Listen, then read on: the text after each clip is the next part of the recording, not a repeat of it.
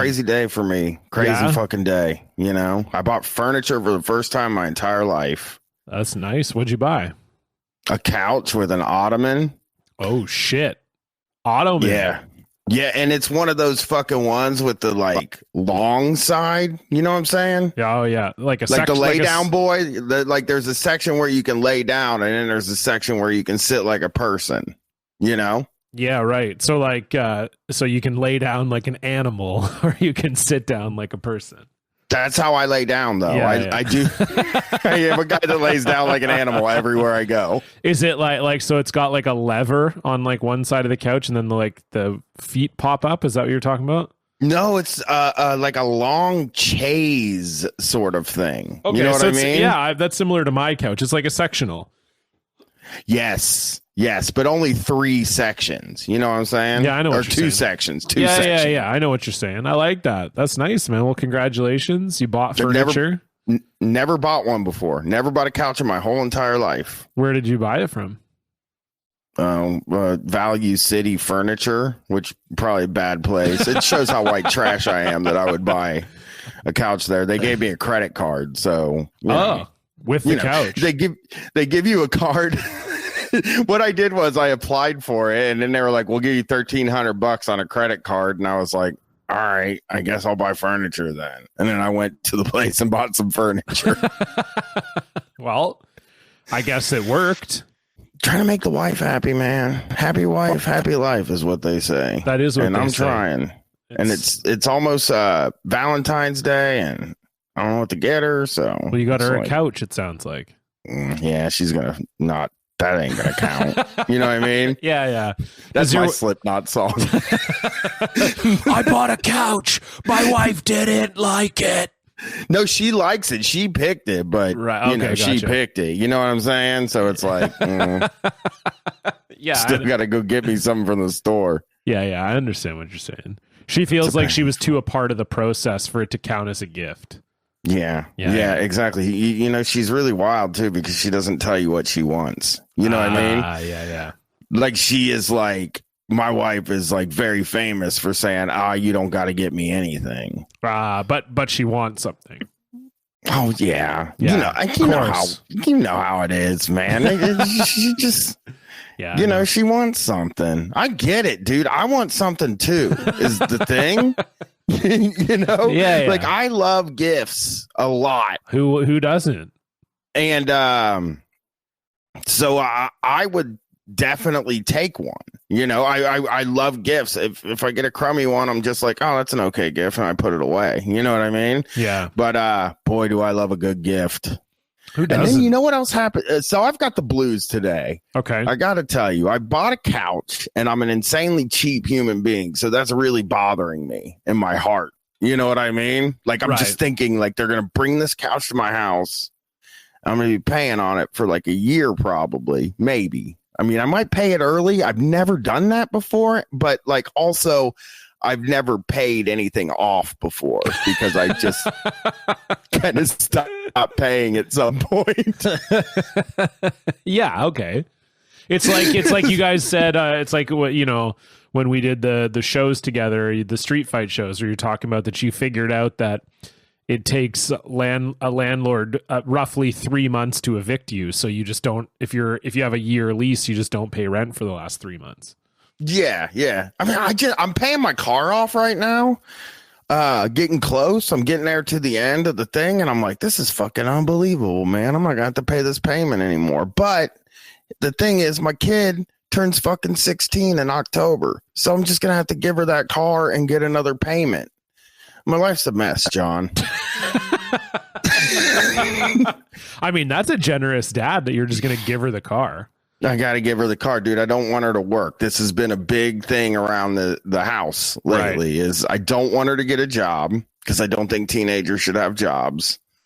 So good dad. You're the opposite of my dad. My dad was like, when I was like 11, he was like, okay, you're old enough now. Just find something.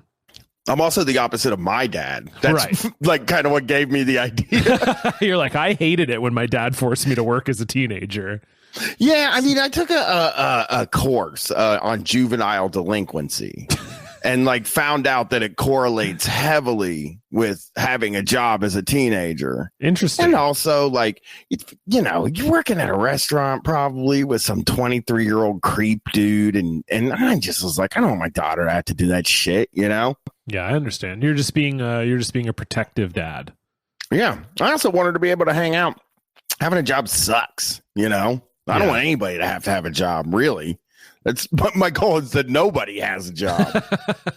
I saw Korn, though. Yeah, you did. Friday. Yeah, let's talk about that. That's actually related to this podcast. I know. I'm just complaining, but yeah, no, I went that's to see okay. Korn That's on good. Friday. Yeah, so you took Brett, who is famously not a Korn fan. No, he is a Korn fan. Oh, is he? Brett likes Korn. Yeah. Oh, okay, I thought he didn't really like Korn.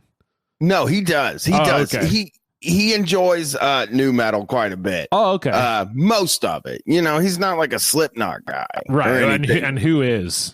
Yeah, my brother, my older brother, like got really into Slipknot for a period. Okay. We'll get to it. But yeah, we went. We showed up because Breaking Benjamin was opening for right. him. God. Ugh. Boy, do I have no interest in that at all. And I don't mean to be mean. No, you can be mean. Breaking Benjamin. God bless sucks, you, man. Breaking Benjamin. No God blesses them. I say no. Okay. I say no blessings for Breaking Benjamin. If you're listening to this and you like Breaking Benjamin, sorry, but there are people listening to the show that like Breaking Benjamin. For sure. Know that there are. For sure. Like, if you like new metal, if you like new metal, it's not like a huge leap to those guys. And to tell you the truth, I've never heard Breaking Benjamin. I'm not even going to give him a chance. It is a really dumb band name, so that already gets you started off. And then didn't they have Dan, you might know this because you're younger. There was they had one single that I feel like was in an NHL game, and it was just so shitty. And I feel like that's my only exposure to Breaking Benjamin. Let me see if I can figure this out. Or Dan, so something that really bummed me out about this Korn show a little bit was that is it Torn in Two? No, that's not right. It's fuck. Oh, NHL 11 maybe? No, it's not that. I swear there was a Breaking Benjamin song in some sort of EA sports game. I'll see. I believe you. I'll see if I can That's the perfect place it. for a Breaking Benjamin song. Yeah, of course. So my daughter knew this kid in her school that was going to the concert. And I was like, oh, that's cool that there's a kid going to this Korn concert. She said he didn't even know Korn was playing. He was just there to see Breaking Benjamin, which is shocking because I picture the only people that listen to Breaking Benjamin are guys that break rocks with a jackhammer for a living. That's how they got their name. They call the rock because they get Benjamins for breaking the rocks. That's the whole thing, right? They're just such a forklift driver sort of band, which is cool. If you're a forklift driver, listen to it. I'm just not a forklift driver, so I can't. That's fair. I found the song. It's called Follow. It's on an NHL soundtrack. Here we go. I'm going to play it right now, and we'll see if it sounds better.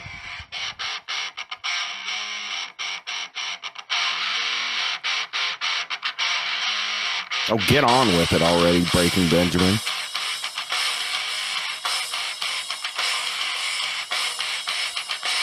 It's okay. I mean, whatever,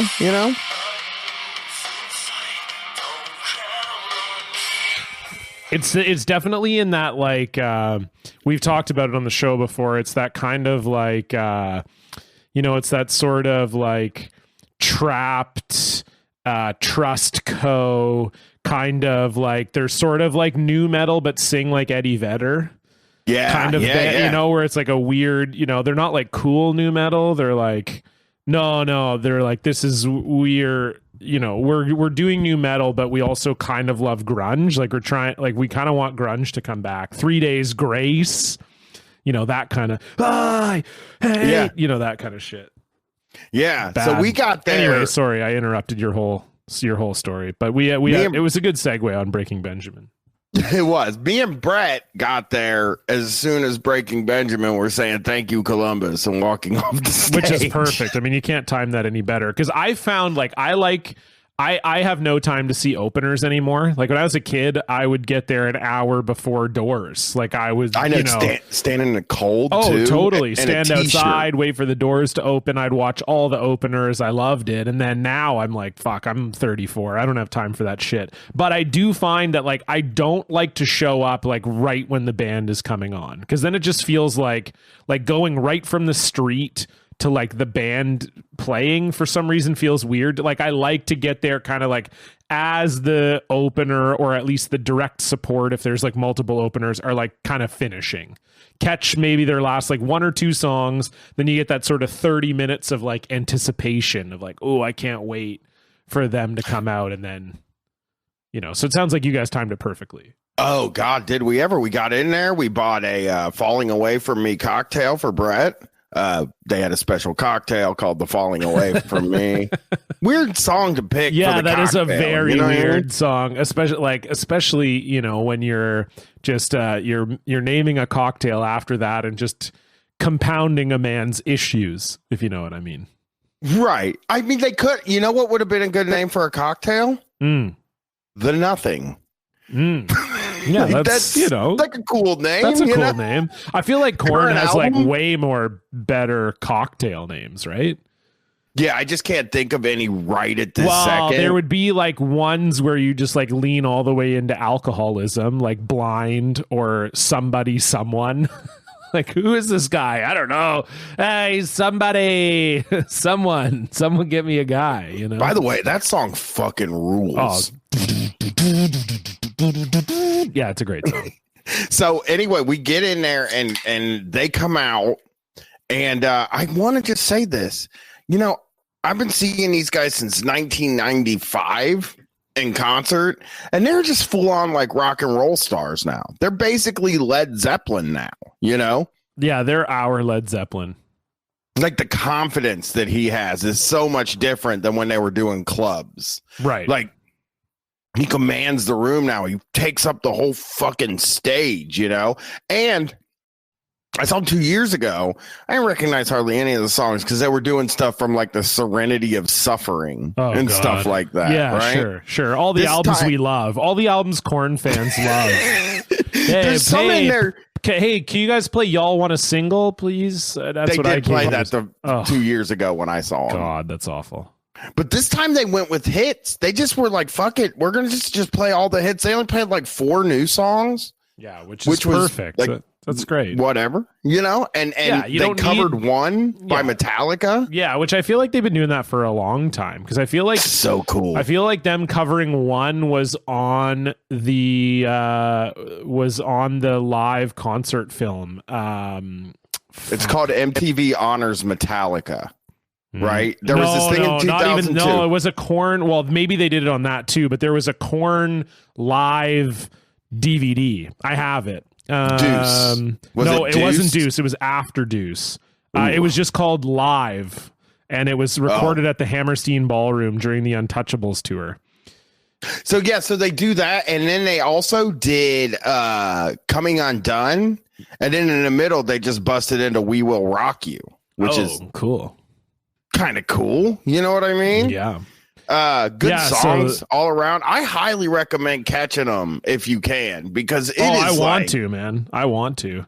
Man, this set list is so good from the Korn Live in 2002. They play the one cover. They play Make Me Bad, and then they play one. And then they play Part of Justin from Follow the Leader. Well, see, they did one in the middle of Chutes and Ladders. Okay, nice. This time. It just went before Knick Knack Paddywhack Give a Dog a Bone.